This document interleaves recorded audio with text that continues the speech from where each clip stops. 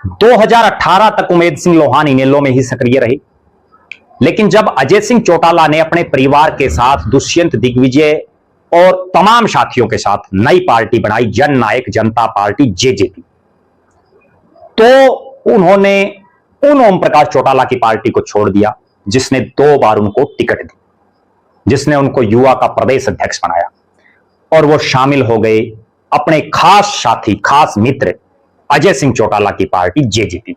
खूब प्रचार प्रसार किया जेजेपी का, लेकिन जेजेपी ने उनको 2019 के चुनाव में टिकट नहीं दिया। बहरहाल 2005 में चुनाव लड़ा, 9 में नहीं, 14 में लड़ा, 19 में नहीं, और फिर बारी आ गई 24 की। 24 में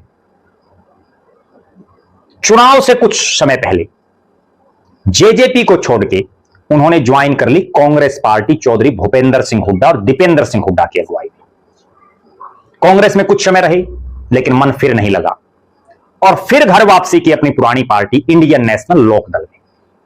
चुनाव लड़ा, लेकिन पार्टी वही, टिकट इंडियन नेशनल लोकदल की, हल्का फिर बदल गया, लेकिन चुनाव परिणाम नहीं बदला। अब हल्का मिला नारनौंद, जिसमें उनका पैतृक गांव भैणी अमीरपुर है। चुनाव लड़ा उन्होंने, चुनाव हार गए। अब आप समझिए, वैसे तो हिसार में बहुत से दल बदलू, नेता बदलू, हल्का बदलू नेता हैं, चाहे प्रोफेसर छत्रपाल सिंह का जिक्र कर लें, जिन्होंने घिराई से चुनाव लड़ा, हांसी से लड़ा, बरवाड़ा से लड़ा, जो इंडिपेंडेंट भी रहे, जो कांग्रेस में भी रहे, जो आम आदमी पार्टी में हैं, फिलहाल बीजेपी में भी रहे।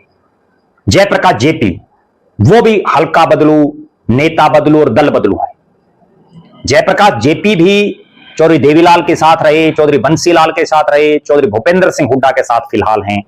हिसार लोकसभा से भी चुनाव लड़ा, उसके बाद उन्होंने बरवाड़ा से लड़ा, आदमपुर से लड़ा, कलायत से लड़ा, लेकिन छत्रपाल सिंह और जयप्रकाश जेपी चुनाव जीत गए, विधायक बन चुके हैं, और जेपी तो सांसद कई बार बन चुके हैं। लेकिन उमेद लोहान की किस्मत नहीं जागी, ना नेता बदलने से, ना दल बदलने से, ना हल्का बदलने से। 3 चुनाव लड़े और तीनों हारे। अगली बड़ी बात, जेजेपी में रहे, नहीं दिया टिकट, कांग्रेस में रहे, नहीं पड़ी पार।